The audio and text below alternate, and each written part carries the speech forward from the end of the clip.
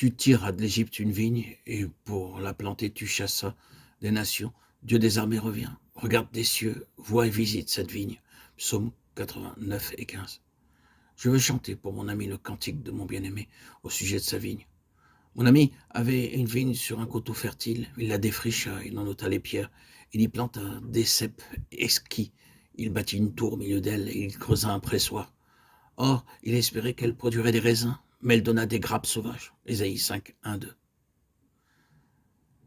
Je t'avais planté comme une vigne excellente, dont tout le plan était franc. Comment as-tu dégénéré en cep d'une vigne étrangère? Ainsi parle l'Éternel des armées. On grappira comme une vigne les restes d'Israël. Portez-y de nouveau la main, comme fait le vendangeur sur les sarments. Jérémie 2, 21 et 6, 9.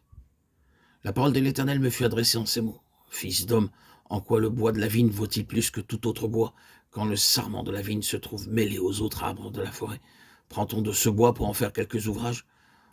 En tire-t-on une cheville pour y suspendre un objet quelconque? Non. On le jette au feu pour le consumer. Quand le feu en a dévoré les deux bouts et que le milieu se consume, pourrait-il être de quelque usage? Mais quoi? Quand il était intact, on ne pouvait rien en faire, combien moins encore quand le feu l'a dévoré et l'a consumé. Pourra-t-on en faire quelque chose? C'est pourquoi ainsi parle le Seigneur l'Éternel. Parmi les arbres d'une forêt, c'est ce bois de la vigne que je livre au feu pour être consumé.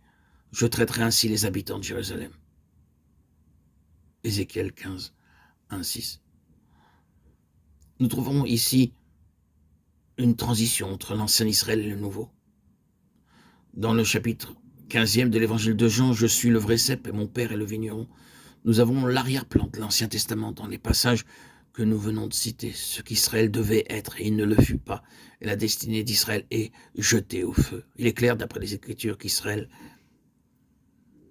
était la vigne du Seigneur. Mais il devint une vigne fausse et Dieu dut le jeter dans le feu, alors qu'il avait été pendant près de 20 siècles. Mais lorsque Dieu jeta cette vigne dans le feu, il en apporta une autre. Cet évangile de Jean nous parle de la mise de côté de ce qui était l'ancien et de l'introduction de ce qui est le nouveau.